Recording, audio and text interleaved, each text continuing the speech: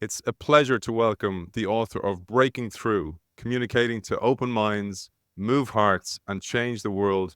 Sally Susman, welcome to the show. Thanks, Aiden. It's great to be here with you. It's great to have you with us, Sally. I was telling you off air that I had the great pleasure to read your book during my downtime, during my holidays, which is just great because I get to absorb the book in a different way. It doesn't feel as pressurized because I don't have to balance work and reading the book as well.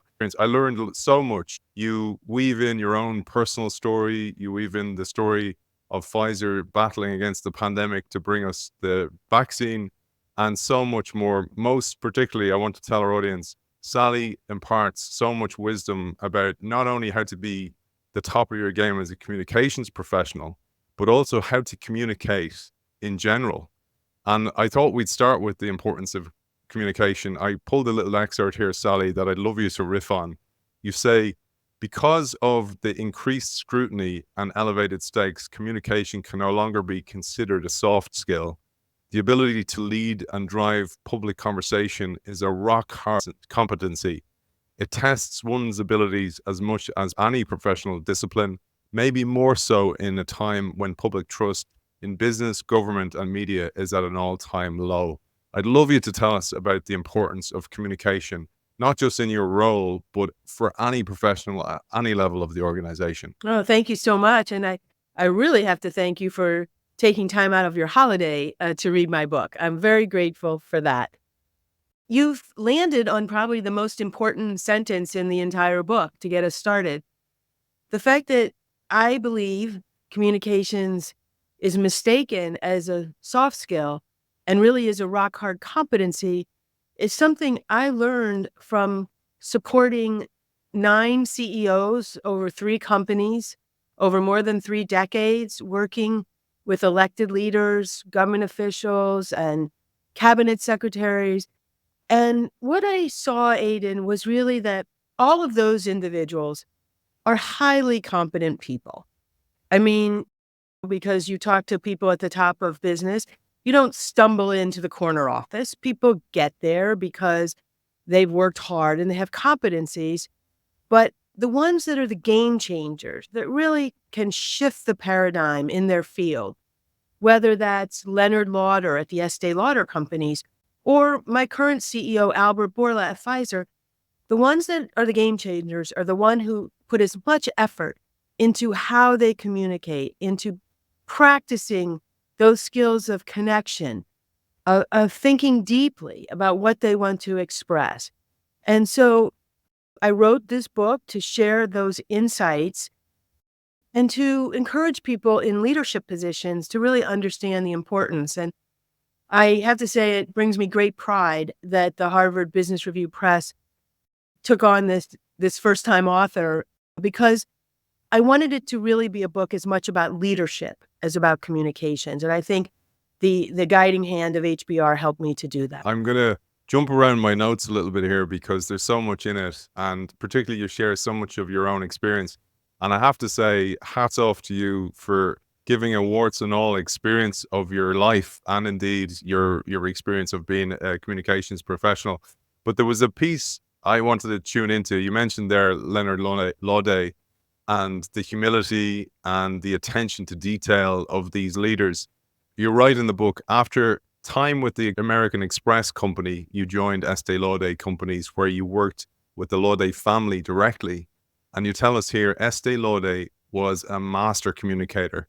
And I'd love you to share the communication story from this little piece, Telephone, Telegraph, Telewoman, where Estee Lauder claimed this was a key element to her huge success. Right. I mean, she's the poster girl, poster woman for some of the central ideas in my book. She knew instinctively that she had to touch and reach the consumer in very innovative ways.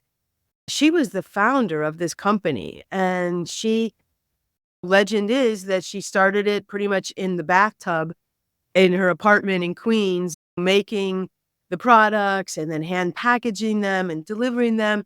And she had no money for advertising. So she had to do the very personal skills of telegraph, telephone, tell a woman. Was her mantra. And I always thought maybe she was the first person to go viral before we knew viral was a thing. And also to the point that often authentic outreaches are more meaningful than just broad scale advertising.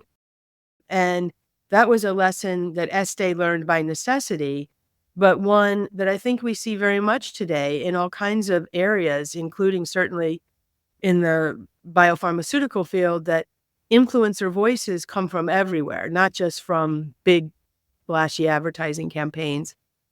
But I have to say, I love my time at that company because they're so innovative and so creative and so committed to their customers and to their employees. And I'm going to come back to the Lauder family and indeed some of the tactics or skills that you honed from working there, including just the very basic thing of saying thank you. And we'll come back to that because in the book, Sally gives us guidelines of how to be a master communicator in any field. But I wanted to come back to something yourself. So you mentioned there Leonard Lauder, one of Estee's spawn, and how Yeah. he gathered some skills that are inherent in the company today. So they carry through to the company. And you too, as a mother, pass on skills in your family. But your own background and your own family had a massive impact on your own mindset. And what's interesting here is when you see somebody as successful as you with such an illustrious career, with such great brands of companies, etc., people go, oh, it's well for them, etc., etc. But what I loved about your story was that you reckon your teachers and probably many of your co-students would have voted you least likely to succeed, yet you succeeded nonetheless, including so much of the lessons that were passed on by your parents. Yeah. Well, you did mention the fact that the book is warts and all. Okay. And before I turned it in to HBR Press, I shared it with just a very few trusted family and friends. I mean, as a fellow author, Aiden, I'm sure you do that. You have a reading circle of people you trust to help you with your work. And I remember my mom saying to me, Sally, this is terrible. You talk about all your most embarrassing mistakes in this book. And I do. And I try to tell them unflinchingly because I think it is through the shared experience of making mistakes and stumbling at times that people can learn. So thank you for saying that. I'm proud to show my warts. I'm also very fortunate and proud to have grown up in the family where I did. My parents were interested in the world. They had a passion for civic issues, and they taught my brother and I many things. We had to bring a news fact to the table every night at dinner and discuss it. And this couldn't be a sports score or a weather forecast. It had to be something of the world, and we had to talk about it. My brother and I thought this was inhumane, cruel, unfair, but it was actually a great gift, Aidan, because we learned how to observe the world and how to process information and how to articulate things. The other gift that my parents gave me was a practice of writing thank you notes. And mom was very strict about that. No gift could be enjoyed until the thank you note had been written. I was surprised many years later to have a conversation with Leonard Lauder about pretty much the same thing. And when I joined the company, I was new to the industry. As you mentioned, I came from financial services into personal care. And Leonard was kind enough to take me by the hand and introduce me to the top editors across covering the industry. And I remember very specifically one day, and I tell the story in the book as well, where we went to meet an editor who was less than gracious. She kept us waiting, which more importantly was keeping him waiting, because Leonard Lauder is an icon in the industry. She didn't give us a tremendous amount of time. She was rude. She sat behind her desk with her eyes down and then dismissed us shortly thereafter. And as Leonard and I were leaving, he said to me, now, don't forget to write her a thank you note. And I was, what? She was so rude. And he said, no, that's how we roll. And I realized that writing thank you notes was not a casual affair at the company. Leonard himself wrote many. He had blue stationery. It was one of the colors of the brand. And everyone at the company calls it a blue note. Did you get a blue note to say thank you for this or that?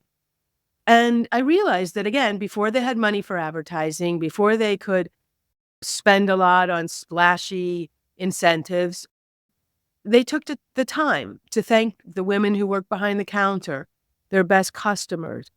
And so now I try most mornings to take a moment before I start my day and write one or two thank you notes, looking at my calendar for the day before. And it's a tremendous practice because it gives you a sense of gratitude, of the good fortune that you have for the people that you know.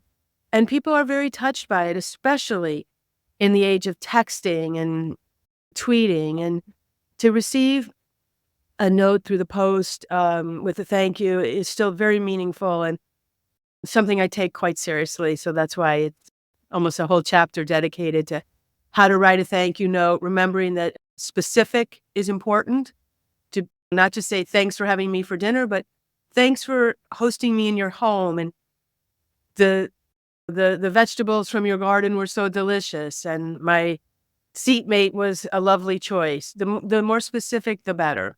We won't have time to cover all the communication tenets from the book, but that one about thanks, as you said, is a huge one. And indeed, I learned so much from that. I passed that on. This is where I say it's so useful to read a book when I'm on holidays. I'll give you an example. So I read that story about you and this less than gracious person. And one of the beautiful things about doing the show is lots of the content mixes and becomes this marination of a mindset over a period of time. And one of the things that you get from doing the show is huge empathy. So empathy for that person who's less than gracious, not knowing what's going on in their lives. And then I try and pass that on to my kids. So something similar happened where there was somebody when we were checking into security for the airport, and she wasn't very nice at all. And I smiled, and my son said, why were you smiling at her? And I said, well, I said, you know what? I just read it in this book that when you smile, the other person has mirror neurons. They can't but not smile back. It's really, really hard for them. And you can unlock them.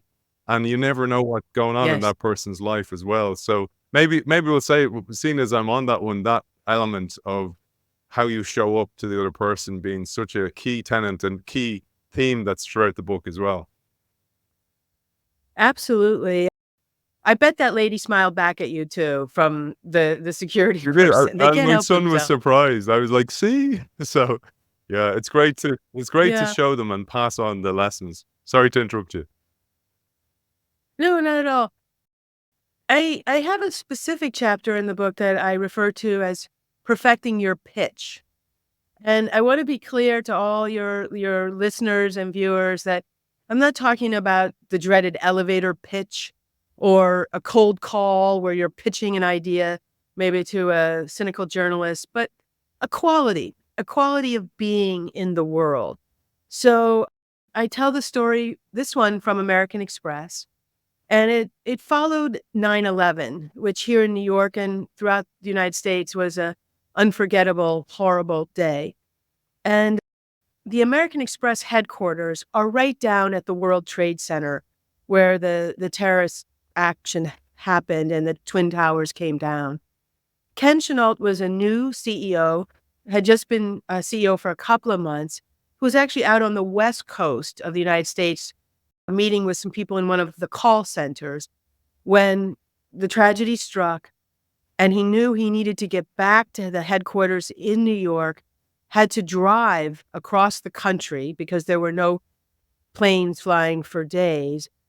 And Ken had a leader's instinct that he needed to get people together in one place. So they rented out Madison Square Garden, which is huge, and invited all the employees from the tri-state area, so New York, New Jersey, Connecticut, to come together.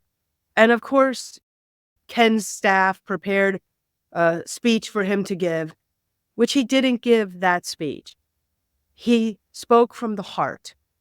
He waded into the audience to touch the people whose lives had been impacted. He learned the names of the employees who had perished in the tragedy. And most importantly, he set a tone. And the tone was that American Express's best days, that New York City's best days would be ahead of it. And I write about that, and it goes right back to your story and your education with your son, that how we choose to show up is so important at really important moments and also at everyday moments. Greeting people by their name, saying hello, just these simple things make such a huge difference. And if I turn up in some place that's very aggressive, like maybe a pressurizing journalist or a committee hearing in front of a tough committee, if you start by a smile, kindness in your voice, thank them for having you, it can just take that edge out. And I think that's so important. That chapter on pitch, you beat me to it because I thought it was such an important chapter in every aspect. So whether it's for a regular listener to this show who's working in innovation, pitching an idea, or actually calling something out, like you mentioned before, you've had Amy Edmondson in with your company to talk about psychological safety because you want people to have the psychological safety to call things out. But one of the things you call out was the unfortunate example of Hillary Clinton's failed candidacy and how she got the pitch wrong. And this is one of the things you detected from your experience. And I thought we'd just juxtapose the American Express experience with the Hillary Clinton's experience and just how subtle the difference is, but what a dramatic impact that it can have. Absolutely. And I first must say that I am an admirer of Hillary Clinton. I think she was a great Secretary of State, a wonderful senator. I believe she would have been a very good president. But unfortunately, her campaign did not go well. And I thought a lot about it, Aiden, and I believe it's because she did not have pitch, the kind of pitch we're talking about. I think she was well prepared. I believe she worked hard. But it often felt like she sounded that she was going low as opposed to going high in her ideals and her tone. Or she seemed frustrated and angry, on the defense all the time. And it was heartbreaking to me, really, because I do admire her, but she couldn't lift herself up. And of course, she famously called people, or infamously called people, a basket of deplorables. And that doesn't reach across the divide the way Ken brought people together in a tough moment. It seemed that unintentionally, but nonetheless, actually, that Hillary was seen as divisive. The thing that was also a great irony, because I love politics, I follow politics very closely, is at her concession speech, she did have pitch. And I don't know if any of your viewers and listeners remember that concession speech, but she was actually wearing purple. And purple is a symbol to me because we call our political parties here in the United States red and blue. So one side wears blue, the other side wears red, and purple is the coming together of both sides. She talked very graciously about accepting this outcome, not challenging the outcome, but in the spirit of advancing democracy, accepting this outcome. And lastly, she spoke to little girls across the country and said, "Don't let this hold you back. You can be anything you want." And I remember watching it with my daughter, who was at the time right in the age group, to hear such a message. And I wished so much she had that pitch throughout the campaign. And it was a bit of a heartbreaking thing to me. I want to say one other thing about pitch, if I may, and that is that in companies today that are struggling with quality controls, I think it is because people on the shop floor, people in the middle ranks of the company are often afraid to raise bad news and problems up. And I don't know the details of what's happening at Boeing today, for example, But I do know that the CEO has lost his position, and that is largely seen as a result of the failure to deal with the quality issues at the company. And having really studied companies that have had crisis, from British Petroleum to Disney to Boeing, one of the key things is really having a clear line of communication from the junior levels to the senior levels. And you can't have that if people feel they're going to get shouted down or bullied. Or we were, as you say, speaking about Amy Edmonds' psychological safety. Psychological safety and pitch go right together in my mind. Beautifully said, and so important. I was reading about the case study of Nokia, and people say it was strategic failure, etc., etc. But this is the mobile phone division, and what INSEAD created this post-mortem, and they said it was dominated by an atmosphere of frightened middle managers afraid of telling the truth. So there was no bad news raising up, so people making the decisions couldn't make those decisions. So you absolutely nailed a huge element of why so many organizations fail ultimately, but they blame it on strategy, when so much so it's the softer skills. And one of the reasons why I think your book is so important, I just want to say to our audience, in the book, Sally gives loads and loads of advice, loads and loads of golden rules, and I won't have time to cover it. I highly recommend it, particularly if you're working in communications. You have a guru of communications here, and I have a copy up for grabs. Just sign up to our Substack, where I'll give away a copy of Sally's great book, Breaking Through. But in the book, you give 8 golden rules on pitch itself. Now, we're not going to cover all 8, but I'd love you to share perhaps one of your top tips on pitch. Well, first of all, thank you for sharing the book, and for giving me this opportunity.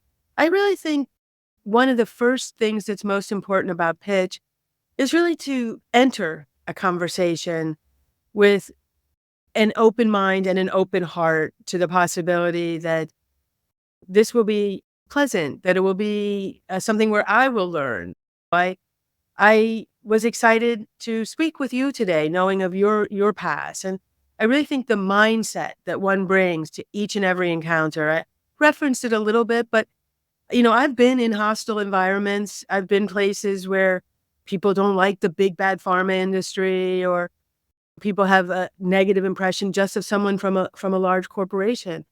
And I think if you can really start with the human elements, share a little bit about yourself, ask a question, these kinds of very humanizing behaviors are really essential to getting on that good pitch at the very beginning of a conversation. You couldn't have teed us up better for the next one, because I've jumped around and I haven't sent a script to Sally or anything like that, but you teed me up beautifully, because you devote a whole chapter to humor. And humor for me was a difficult one when I worked in organizations, because I was always it's in me to try and bring a bit of humor to a situation, particularly when it's tense. But sometimes that can be perceived as you're a joker, or you're the clown, you're the class clown type character, when that's not the intent at all. And you share a brilliant story here. I'd love you to tell us a little bit about humor, but also the great story. And to intrigue our audience, I'll say, I'll give you 2 cows for her. Humor is hard. I want to double click on what you just said about humor can be hard in the workplace today. And it was the hardest chapter of the 10 to write. And more than once, Aiden, I said, I ripped it up and walked away and said, I can't write about humor in this environment of austere political correctivity, and of people getting canceled for saying the wrong thing. And as you say, nobody wants to be the joker. And I'm very passionate about corporate communications and wanting to elevate the field. And it's a terrible thing if the communications person is seen as sort of the court jester in the office. That's no good. But I stuck with this because I don't want to live in a world that's joyless. And I want to be able to have a light and happy atmosphere in the work environment. We spend so much time in the office. It needs to have a levity and a humanity to it. So I opened the chapter with a story that took place in Ethiopia. I was traveling along with some Pfizer colleagues. Albert Bourla, who's now my boss, was then a colleague and fellow traveling companion on this trip, which was part of the Pfizer Foundation work, reviewing what we do to help gender healthcare among those who don't have good access.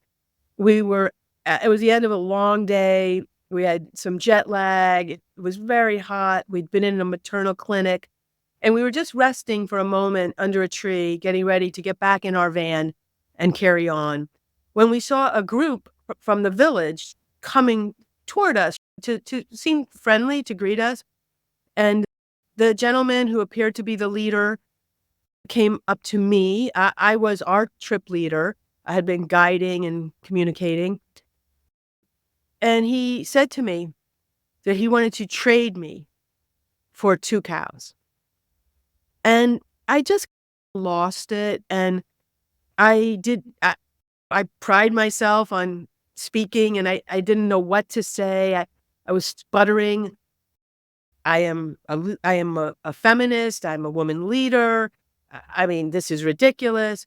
And I was just, when Albert, who's very funny, came up from behind and said, "Sir," to the gentleman, "this woman is one of the most senior leaders at a Fortune 50 company, and she will not be traded for less than 6 cows."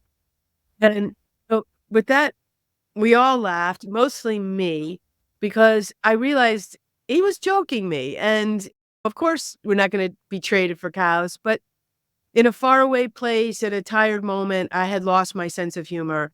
And I was grateful to Albert for restoring it. And it ended up being a lovely visit with lots of photos and handshakes. And Albert is very good at that. He can diffuse tense circumstances with humor. And while I can't tell a joke to save my life, I probably just proved it with that story, but I do like to have a lighthearted atmosphere. And so one ritual I have created in my own department is every summer we have open mic night. And what that is we do it at the end of the day, we have some refreshment, and we have a microphone set up, try to make it look like a comedy club. And people get up, I usually start, and they share a recent mistake that they made. And people tell these stories with flourish, but I've heard it all at this point. Top secret documents left on the subway, all kinds of embarrassing mistakes made. But once we share our stories and we laugh together, the shame is eradicated and the humanity fills the space, and we're all better off, and we learn from doing it together. So I think we stick with humor. We never laugh at the expense of others. I should also mention that here at Pfizer, we have 4 corporate values, one of which is joy. And I think joy is very uncommon for a value of a big pharma company. But we thought about that, and we thought it was important to be joyful. And we even got into the substrate of what does it mean to have joy as a corporate value. And it means that we take our jobs seriously, but not ourselves. And that we recognize laughter is good medicine too. So a joyful company, humor and lightheartedness as my personal goal made its way into that chapter. It's such a great ritual. I love that because it's the intersection of humor, but also the seriousness of psychological safety, where it's a safe environment to share your mistakes. And also, when somebody sees somebody else who's a professional who's succeeded in life, admitting, "Hey, I make mistakes too," it opens up innovation as well. It's such a key part of innovation to share that. I loved that ritual, and if there's anything for our audience to take away, that one is a beautiful one. You mentioned something though, Sally, which was the Albert Bourla, and indeed, throughout the book, you start with the story of the pandemic, and I've had such empathy for you during that period because you'd come from Amex, you'd come from Estee, and you'd come to Pfizer, at a period where it wasn't the most trusted organization. Then we had these horrific documentaries, for example, about Purdue Pharma, etc., which doesn't help your job because you're trying to change how people view the company.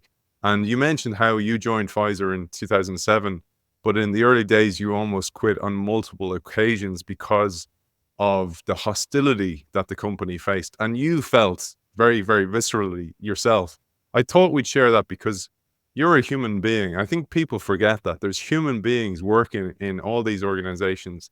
And when you're trying to change some blip that the organization has had or the industry, it can be so visceral on you as a human being. It can be so damning. It can be so emotionally draining as well. And love you to share that part that you share in the book because it shows how human you and your colleagues are.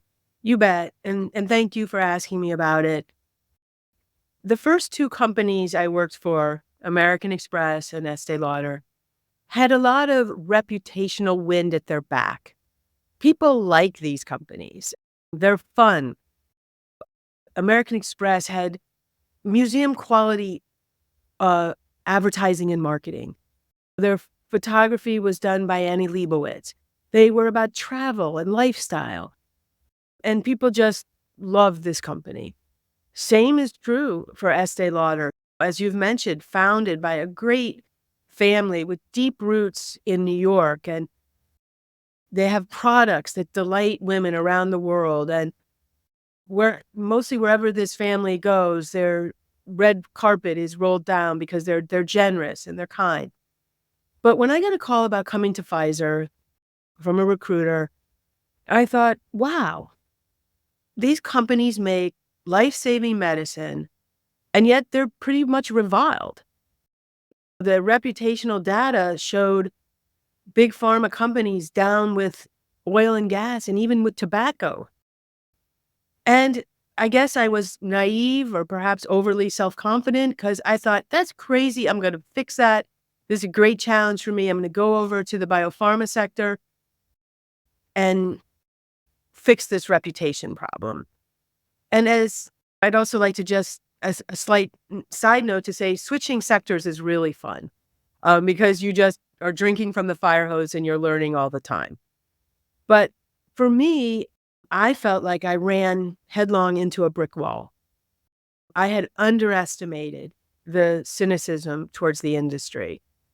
I started to hear from family and friends saying, why did you go there? These are bad places.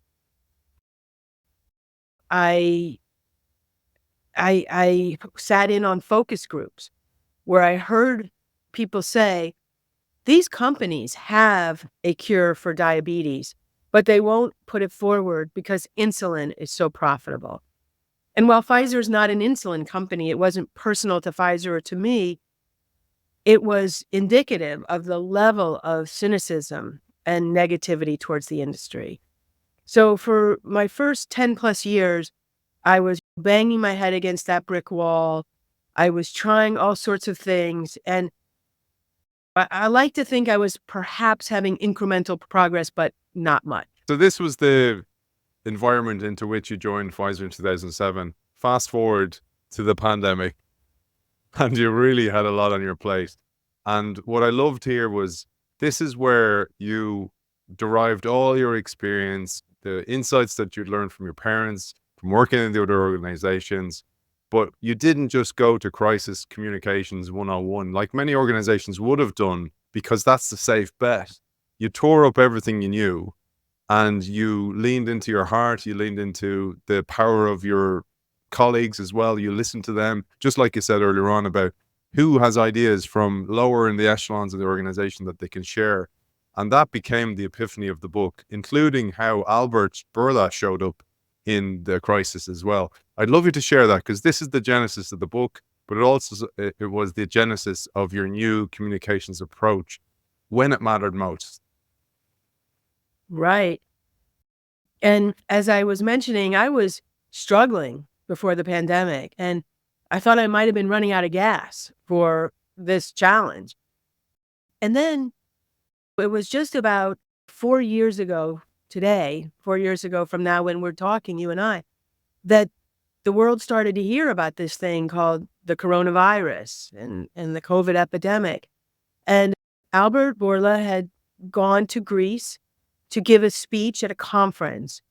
And by the time his flight landed, the conference had shut down.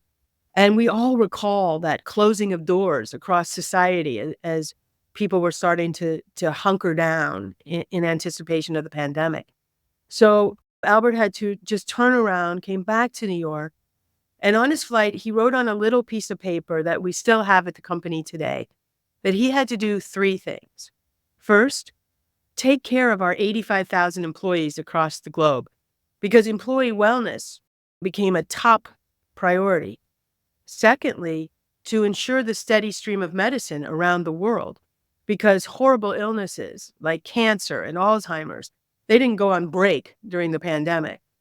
And third, that we would make a vaccine by the end of the year. And this is where I thought, oh no, it's a global pandemic and my boss has lost his mind because he was expressing something that felt impossible. Typically, it would take 10 to 12 years to make a vaccine. Albert then did something I've never seen any of the other 9 CEOs do, and that is he appointed a project manager, looked around the room, and appointed himself. And that's when I thought, well, maybe, just maybe, this is going to happen. And from that moment forward, the company went about doing things very differently, put $2 billion at risk, did not accept government money so that we would be liberated from any strings attached, took a big bet on mRNA technology, just put all chips on the table. And when I saw this, Aiden, I thought, this is my moment. I didn't know in 2007 it would take until 2020 to have my moment, but here it was. And I wanted to be very intentional about changing the reputation of this company. And so I too did things very differently. I took some of our treasured intellectual property, like a clinical trial protocol, and put it right up on the website. Because we didn't have 3 years to fill this trial. We didn't have 3 months. We had like 3 weeks. And I embedded media along for the journey. I had 2 senior reporters from the Wall Street Journal and a documentary film crew from Nat Geo. It was a big risk. There were many nights I couldn't sleep worrying that I was filming the greatest debacle in corporate history. But I also knew that if we were successful, this would be the narrative that the world would need to know and that I couldn't go back and recreate it. As you know, because it's now history, Pfizer was the first company to find a successful mRNA COVID vaccine.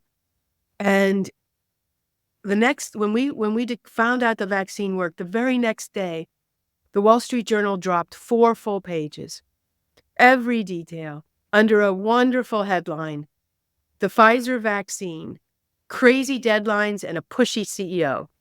And while that's funny, it's also true. It was the audacity of the charge and the tenacity of the leader that made it happen. The film, called Mission Possible, is still available on YouTube, and it's 46 minutes of pure heaven for me to watch it. And for the 85,000 people who work here, it's a chronicle, a testimony of what we did. Today, Pfizer's a top 10 global brand, according to Fortune magazine and other reputable reputation tracking sources. And we were able to really achieve both a scientific transformation, but also a trust and reputation transformation at the same time. It's such a powerful story. And, I wanted to lean into a couple of the things there. So one, Albert Bourla got his hands dirty, literally got involved. Like, this is something that's so lacking with so much innovation. Often innovation is bring in the consultants, delegate it somewhere in the organization. I'll focus on messaging to the outside world or to our shareholders, our stakeholders. And I thought that was such an important element.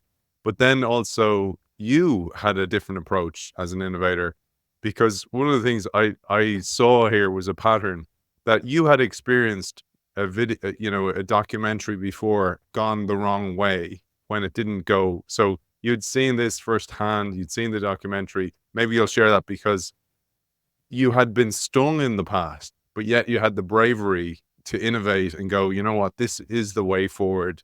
And hopefully it will drive us, and hopefully we'll get a result at the end of this. I'd love you to share that, because that to me was a key part that I don't know even if you knew how brave that was, because so many times people will have failed like that or seen failure firsthand and then not risk it once again, because the safe bet is where innovation doesn't happen. But you actually went with something really, really brave, and it paid off luckily. Well, thank you for saying that. I'm not sure if it's bravery or foolishness It entirely. depends on the Kind result. of It something. depends on the result. Exactly. As I mentioned earlier, I love politics, and I follow and engage in politics very closely. And you're referring to a situation here in New York City where I was supporting a woman, Christine Quinn, who had been the speaker of our city council and was running for mayor and was the odds-on favorite to win. She was seen as the front runner and the leader. And the campaign agreed with the New York Times to embed a documentary film crew with Chris along the way of her campaign. There was a belief it was going to be a historic win, first female mayor to possibly lead the city. And this film crew is following her around. And over the course of the campaign, for reasons that we don't have time to get into today, but her lead started to evaporate. And suddenly she wasn't necessarily going to win. And in fact, had several stumbles along the campaign trail that were vividly videographed by this company. And in the end, she didn't win. She did not win the primary. She was exited early from the race. And that film is quite painful to watch and to see the sinking hopes of a great public servant. And it did caution me about don't embed a film crew lightly. But there is, it's hard to say this, Aiden, but there was a gift of this crisis in that all bets were off. And if Pfizer had failed, I think the trauma of that would have been much bigger than a bad news cycle for the company, or the video that probably nobody would have watched.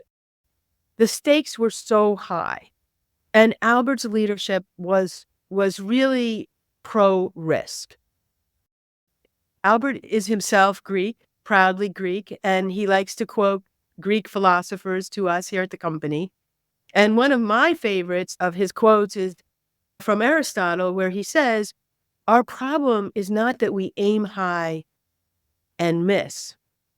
Our problem is when we aim low and hit. And this was a moment where we were all aiming so high. The scientists, the people in manufacturing. Before the pandemic, in our best year, we produced 200 million vaccines. During the pandemic, we jumped up to 4 and 5 billion production. So the whole place was running with this energy and with the sense of purpose that is so critical to getting things done, to innovating. I mean, I'm sure you see this throughout your work. The higher the stakes, in many ways, the better. Absolutely. And this is something you did again with your team. And one of the things that we see in innovation is that if you have a vision or a mission or values, that yes, the company should have them, but each individual team or sector within the organization must also have them, because they're not always the same, but you can also embed yourself below the organizations. And one of the things I loved that you did is that you called your team together and you said, forget the old rules of how we operate. Imagine we are founders of a startup, not a 171-year-old company, now 173 perhaps. I'm no longer in 75. 75. Thank There you you. go. I'm no longer interested in playing defense or dodging the broadsides against our industry. This is the moment to strike out and break through to people. And you said to your team, what do you think? And what I loved here was that their response, they were longing for this, something that was bigger than themselves. And I think this is one of the core messages of the book. Thank you. Thank you so much. I do remember this moment because I was at home. Most of us were working from home because of our fears of the pandemic. And I have an infrequent yoga practice. I'm not very good at it, but I occasionally do a little yoga and appreciate the quiet that it brings. And there's a ritual in the beginning of most yoga classes where you set an intention. The teacher asks you to set an intention. And it can be something, usually something for a loved one, a family member, maybe resolution of a problem. And so that morning, I was doing a little yoga and I decided to set this intention to make the most of this moment, not knowing how it would turn out.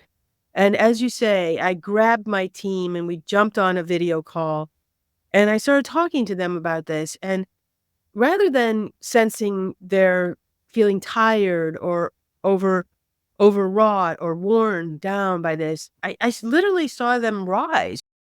Their eyes lit up, their posture got better because this is what people want to do.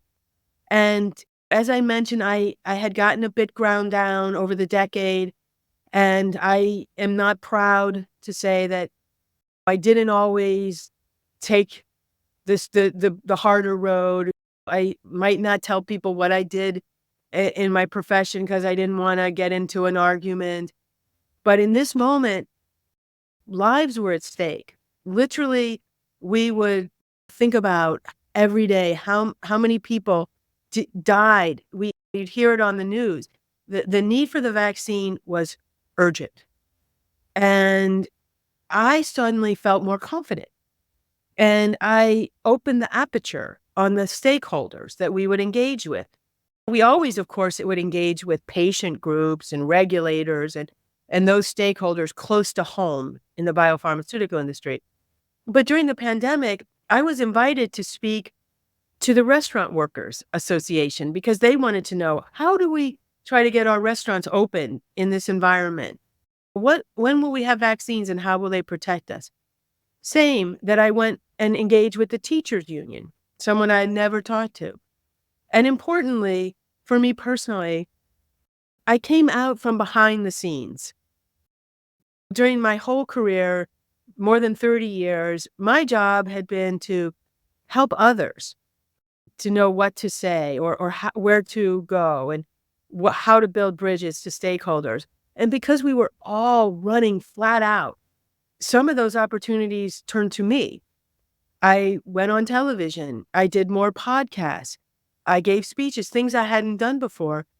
And I wrote a book, which had been a lifelong ambition, never before achieved until in this moment, because I was just driven by this intentionality.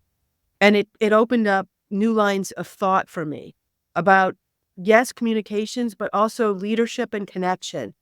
So now that the pandemic is behind us, Aiden, I try to maintain a firm focus on intentionality. So this morning, for example, before sitting down with you, I said, this guy talks to all the big shots in innovation.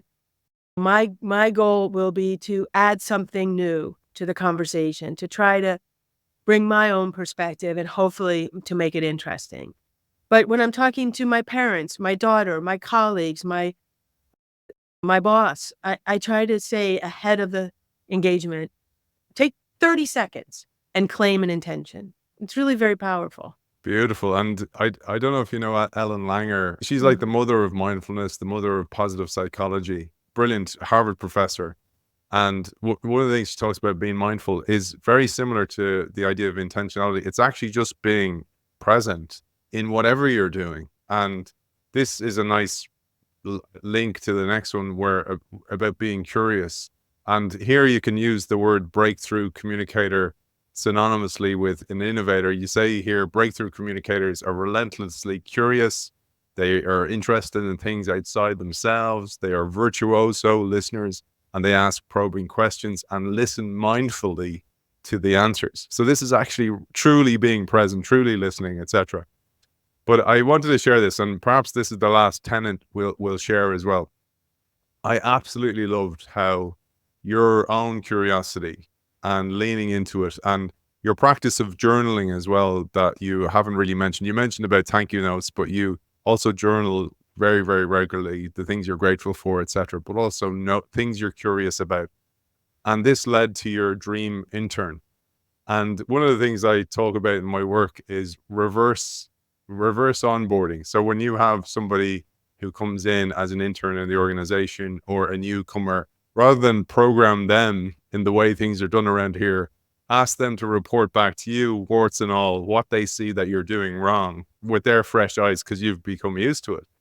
But I loved how your creativity flipped that on its head and brought in this dream intern. And this is something that any organization can do.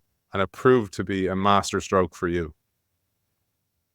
Thank you. I also made a note of your comment about reverse onboarding, because it won't be long before the summer interns arrive here at Pfizer. And I appreciate that thought. So thanks for this, Aiden, because I think there's a really interesting marriage between curiosity and creativity. And often in big companies, especially those that are strong marketing companies, there's this idea that the creatives are these other people. They wear funky clothes and they have divine powers of creativity, and the rest of us don't have that. I strongly reject that notion. And I believe all of us, each one of us, have the power to be curious, and that will lead to some incredible creativity. I learned a bit about this from the dancer and choreographer Twyla Dwar. And she has a concept she calls scratching. And scratching is simple. It means that you just scratch the surface of all the things that are happening around us on a daily basis. It can be as simple as taking a different street when I walk home to see different things, or picking up a book that's not the typical genre that I usually read, or going to a restaurant with a cuisine that I've never had before, and that this kind of simple scratching gives you big ideas. So I had such a moment. I was flying home from a business trip, and I was tired, too tired to work or even to read.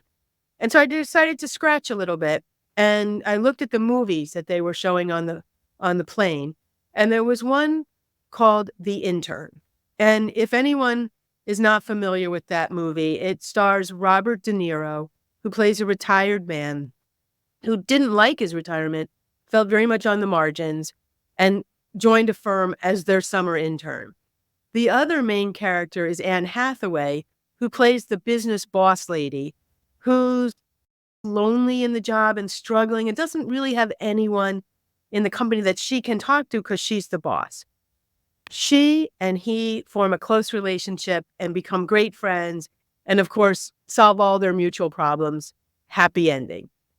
As I'm watching this on the plane, I start to tear up because I'm deeply moved by this. And the very next morning, I marched myself into the head of HR at Pfizer, and I said, this summer, I'm going to have a senior intern. I then asked him if he would be my summer intern. And literally, he tapped his ear, Aiden, because I think he didn't think he heard me correctly. And I explained the concept, and he told me he had to think about it overnight, which I knew meant he had to ask his wife if she agreed, and she did. And we're friends. And he came back to me the next day and said, yes, he would be my intern. And I said, well, please let me offer you a consulting contract because you're so senior. He said, what do the other interns make?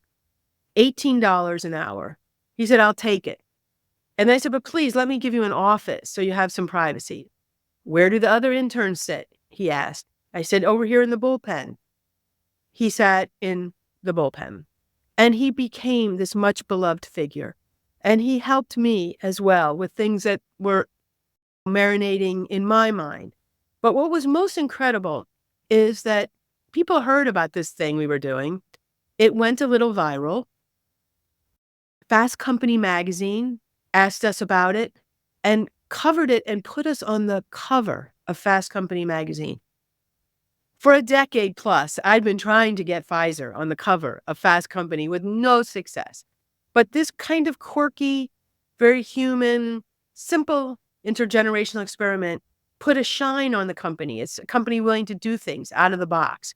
We were also invited to go onto the main stage at South by Southwest and tell our story. So I love telling this story because its roots were so simple. I watched a movie that sparked an idea. And I believe as long as you give full credit to from wherever or whomever you're scratching, it can lead to really wonderful opportunities rooted in curiosity, but living in the freedom to be creative. Beautiful, absolutely beautiful. I have to say, when I read that, I was smiling to myself. I had a similar experience with the movie, and it's how I reached out to D Hawk, who is one of the greatest mentors I've ever had. I had him on the show. He's the founder of Visa, and he wrote the foreword to my book. But it all started from watching that movie, and I was like, "There's bound to be people out there who are brilliant, and nobody's no longer going to them because they're not just on the circuit or whatever, etc., etc." And Yeah. it's just, I think those kind of outside the box thinking, driven by creativity, can if you lean into them and don't worry about how it's going to pan out, it will always work out. You'll never regret those things. So I absolutely love that story. Now, I'm going to land the ship on something that you mentioned earlier on the book, but I thought it'd be a lovely way to finish this book.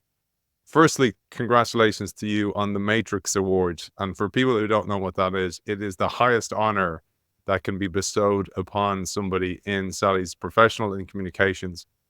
And I loved your intentionality here. So you mentioned that you brought that intentionality that you have in yoga to your speech, and you were very nervous about this speech, but you posed a question to the audience at the end from your favorite poet. I'd love you to maybe land today's ship and land today's episode with how you did that, because this is so valuable to anybody.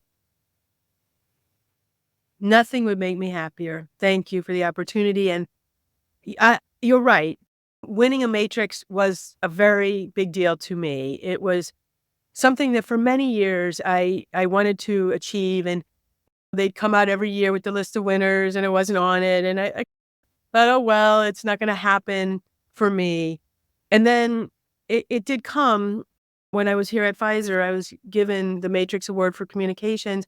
And all of a sudden, Aiden, after all these years of like dying to get this award, I panicked over what I would say in my speech because I guess it just meant so much to me. And it was a very important opportunity in my life. And I did several drafts, sort of cliche after cliche after cliche. When I finally hunkered down and tried to get to the heart of it. And the purpose of this organization, the Matrix and Women in Communication that lead it here in New York, is not really to honor those of us who've done it for a long time, but to provide scholarships to those rising in the profession.